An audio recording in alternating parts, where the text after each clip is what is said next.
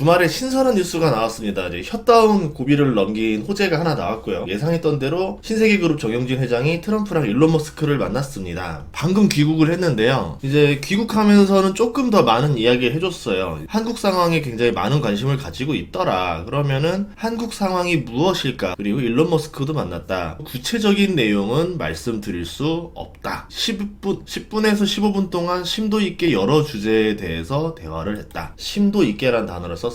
말할 순 없지만 심도 있고 한국 상황에 대해서 무언가 많은 얘기를 나눴다. 굉장히 많은 시간을 트럼프 주니어랑 대화를 했거든요. 여기서 사업에 대한 이야기도 있을 거고 여러 가지가 있지 않았을까 생각을 합니다. 트럼프는 시간이 금인 상황이에요. 취임을 남겨두고 바쁘게 움직이는 상황인데 트럼프 주니어도 마찬가지입니다. 실제로 트럼프의 실세로서 일을 하고 있기 때문에 이제 취임 이후부터 어떻게 전략을 짜야 될 건지, 관세는 어떻게 할 건지, 정책도 짜야 되고 어디에 누구를 배치할 건지 엄청 바쁜 시기일 거예요. 그 시기에 만났다라는 거는 굉장히 중요한 일이 아닐까 싶습니다. 한국인으로서는 이번에 당선되고 나서 최초로 만난 거거든요. 많은 것들을 물어봤겠죠. 본인이 원하든 원치 않든 거의 민간 특사가 되지 않았나 생각을 합니다. 공항에서 돌아온 사진을 봤는데요. 표정을 보면은 굉장히 기분 좋은 표정입니다. 굉장히 밝아 보이죠? 사람에 따라 다를 수 있겠지만 제가 본 정영진 회장님 사진 중에서는 가장 밝은 모습입니다. 이야기가 잘 풀린 것들이 아닌가라는 생각이 듭니다. 이야기 잘 풀린 게 본인의 사업일 수도 있을 거고요. 그거라면은 우리가 투자로서 또 생각해 볼 것들이 나올 수도 있지 않을까 생각을 합니다.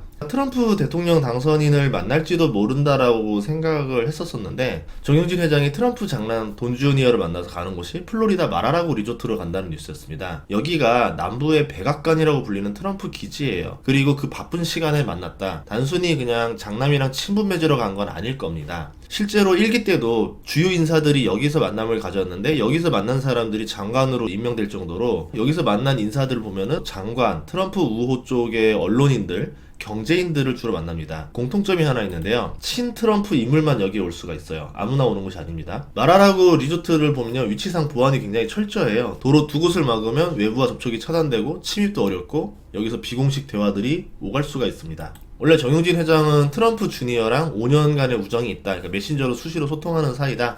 친분이 있기 때문에 이번에 만난 게 단순한 만남 아니냐 이런 이야기들이 있었는데 지금 트럼프 주니어가 할 일이 없는 사람이 아닙니다. 지금 제일 바쁜 시기일 거예요. 트럼프를 보좌하는 핵심 축이고 친한 사이여도 정말 단순 만남이면 다음에 보자 하겠죠. 처음 만나는 한국인 주요 인물이었기 때문에 민간 특사로 트럼프 측은 생각할 수도 있었을 겁니다. 이게 단순 만남이 아닐 수도 있다 생각한 게 원래 1박 2일 일정이었는데 체류 기간이 길어졌어요. 갑자기 체류 기간이 길어지는 거는 이례적인 일입니다. 장남인 돈 주니어랑 어떤 대화가 있었겠죠. 그 대화에서 미팅을 연결해야 될 필요가 생긴 겁니다. 아버지를 한번 직접 만나봐야 될 것 같다. 말을 전달하는 수준이 아니라 직접 만나봐서 이 이야기를 해야 되지 않겠는가 하는 방법이 1번일 거고, 두 번째는 만나고 있다라는 거를 이제 스케줄을 알게 되니까 트럼프 당선인이 내가 좀 만나서 물어볼 게 많은데 좀 만날 수 있게 너가 연결 좀 해줄 수 있냐? 바쁘겠지만 조금 더 머물라고 해라. 이렇게 하지 않았을까? 그렇게 돼서 만나게 된 거면은 아마 트럼프 측에서 많은 것들을 물어봤겠죠. 아마 심도 있는 질문들이 있었다라는 거는 물어볼 게 있어서 트럼프가 직접 요청한 게 아닌가. 그래서 이런 대화들이 이뤄진 게 아닌가. 저는 후자 쪽이 아닐까라고 생각을 하는데요. 정 회장과 트럼프 주니어는 올해 4번 정도 만난 걸로 알려져 있어요. 그룹의 회장이랑 1년에 4번 만나려면은 정말 신뢰할 수 있는 사업 파트너여야 됩니다. 정 회장이 말하라고 해서 17일, 18일에 있기로 했는데 이 다음날 19일에 트럼프 후원 조직인 마가의 기부자 만찬 행사가 있어요. 당연히 트럼프가 참석하죠. 그래서 트럼프와 미팅이 있을 거라고 예상을 한 겁니다. 트럼프랑 만남을 주선하기 위해서 며칠 더 머무는 거죠. 여기서 15분 정도 식사를 하면서 대화했다는 게 9일날 이 모임에서 미팅을 한 건 아닐까. 우리는 15분 미팅하면 에이 짧게 했네 라고 하는데 아실 겁니다. 그 만찬회에서 여러 사람 만나서 서로 한 번씩 인사하면서 영화에서 이렇게 와인잔 한 번씩 딱 짱짱 하면서 대화 나누면서 서로 막 인사 다니는, 그러니까 네트워킹 파티 같은 느낌이어야 되는데 거기서 15분 정도 심도 있는 질문을 했다라는 거는 굉장히 관심이 많다 이렇게 볼 수 있겠죠. 그리고 여기에 테슬라 일론 머스크도 이 마라라고 리조트에 있었거든요. 그래서 그때 만났을 수도 있고 아니면은 이 만찬에도 일론 머스크가 참석했기 때문에 여기서 만나서 대화를 나눴을 수도 있고, 어떻게 만나서 얼마나 대화한 건지 나오지가 않았는데 어쨌든 만난 것까지는 확인이 됐습니다. 우리가 주목해야 될 거는 트럼프랑 일론 머스크가 아니라 트럼프 주니어인데요. 한국에 몇 번 방문을 했습니다. 대선을 준비하는 올해 한국을 여러 번 올 정도면은 한국에 대한 관심이 매우 많은데 개인적인 관심으로 온 게 아니라는 거죠. 한국에 대해서 무언가를 알고 싶어서 4번씩이나 와서 직접 듣고 만나고 조사를 한 겁니다. 굉장히 중요한 결정 또는 정책을 내기 위해서 계속 확인을 해본 작업이 아닐까 싶습니다. 교회에 와서 간증했다는 뉴스도 있는데요. 원래 돈 주니어가 독실한 기독교 신자입니다. 정 회장이랑 보면은 기독교, 기업인, 정치 성향이 같기 때문에 둘의 친분이 이해가 될 수가 있죠. 하지만 사업적인 이야기를 해보자면은 단순 사업 미팅이 아니라 무언가 서로의 지금 처한 상황들을 활용할 수 있는 사업 미팅이 아니었을까 이렇게 생각을 합니다. 트럼프 장남이 한국 기업에 투자 관심이 있을 수도 있어요. 왜냐면 최근에도 드론 회사 언유주얼 머신스 자문으로 들어가서 여기 주가가 몇 배가 올랐습니다. 아버지가 대통령 취임 전이면 조심해야 되는데 거침없이 행보하죠. 그 이유가 뭐였냐면 중국산 드론을 견제해야 되는 거였는데 아마 한국에 온 이유도 그런 것과 연관돼서 사업적인 미팅이 아닐까 이렇게 생각을 해봤어요. 예를 들어서 중국산 드론을 견제하려면 미국산을 만들던가 한국산, 일본산을 만들어야 됩니다. 그러니까 미국에 있어서 중국을 대체할 수 있는 제조 국가가 한국이랑 일본밖에 없잖아요. 일본에 대해서는 아버지 트럼프가 워낙 잘 알고 있고 아마 주니어가 한국을 좀 더 체크하면서 중국에 대한 관세를 부과할 때 한국과 일본은 어떤 피해가 있을 것인지 아니면 중국의 기업들이 얼마나 한국을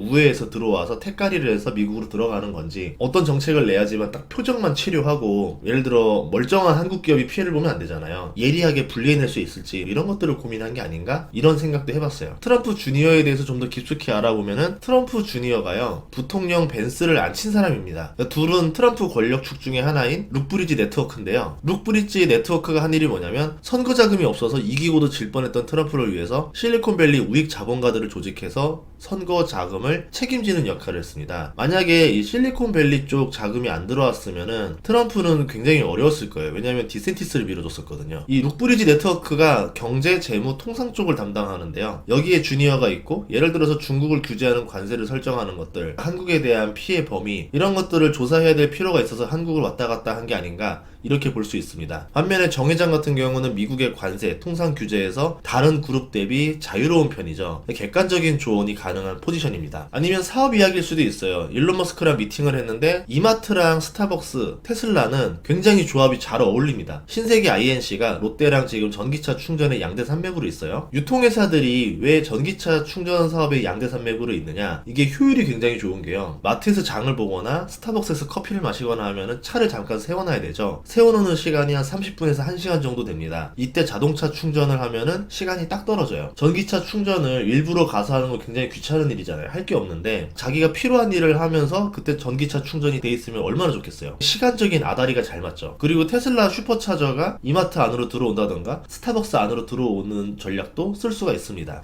아니면 테슬라 매장 쇼룸을 전국 이마트에 입점시키는 방법도 있을 거예요. 테슬라를 경험할 수 있고 충전할 수 있고 살 수 있고 이마트가 최근에 가성비 장 보는 곳이 아니라 이제 편하게 쉬고 놀다가 장을 보는 곳으로 컨셉을 바꿨습니다. 테슬라를 경험해 볼 수 있는 곳이 된다면은 더 매력이 있겠죠. 실제로 지금 스타벅스라던가 이런 곳들도 자동차 회사들과 이제 연계를 해서 전기차 충전 네트워크를 깔고 있거든요. 여기에서 롯데랑 신세계는 당연히 이쪽으로 움직일 거고 일론 머스크와의 만남은 굉장히 의미가 있겠죠. 지금 유통 회사들은 굉장히 어렵거든요. 아주 힘든 상황입니다. 이마트가 올해 실적이 잘 나왔어도 쉬지 않고 구조조정을 하고 있어요. 게다가 IMF 이후에 극도의 침체를 겪고 있습니다. 이미 구조조정을 한 거로 알고 있는데 실적이 잘 나왔는데도 3,000명 인력 감축한 상태에서 2차 희망퇴직을 또 받는다는 뉴스가 나왔어요. 이해가 안 갔죠. 실적이 잘 나왔는데 구조조정을 왜 할까? 그렇게 유통업이 어려운 걸까? 살아남기 위해서 대대적인 변신을 하는 중인 것까지는 뉴스에서 보다시피 많이 알려져 있었습니다. 그런데 이번에 마라라고 리조트 미팅이랑 생각을 해보니까 이 생각을 해봤어요. 신세계 그룹이 아예 체제 변환을 시도할 수도 있겠다. 그룹들의 역사를 보면은 시대에 맞는 사업들을 계속 신사업으로 유치를 하면서 그룹의 수명이 연장됐습니다. 체제 변환을 하면서 살아남죠. 원래 삼성의 모태가 되는 게 제당 사업이었잖아요. 설탕 공장이었는데 그게 지금은 반도체까지 이렇게 성장이 된 것처럼 계속 변신을 해야 되는 상황에서 내수만으로는 한계가 있겠구나. 무언가 새로운 도전을 해야 되겠구나. 이런 필요성을 느낀 게 아닐까. 그러면 이번에 마라라고 리조트에서 만난 사람들은 실리콘밸리 사람들도 꽤 있을 거고 IT 쪽 사람들이 굉장히 많지 않았을까 추정이 됩니다. 그러면 이 사람들을 보면서 무언가 도전을 해야 되겠다라는 생각이 들었을 거고 사업적인 미팅을 하면서 좋은 기회가 나올 수도 있지 않았을까. 이건 투자해서 한번 회사를 체제 변환을 해볼까? 이런 아이디어가 나올 수도 있지 않았을까. 그렇기 때문에 구조조정이 필요했던 거죠. 구조조정을 하면서 비용을 절약하고 여유 현금 흐름을 만들어내야 되겠죠. 그렇게 해야지만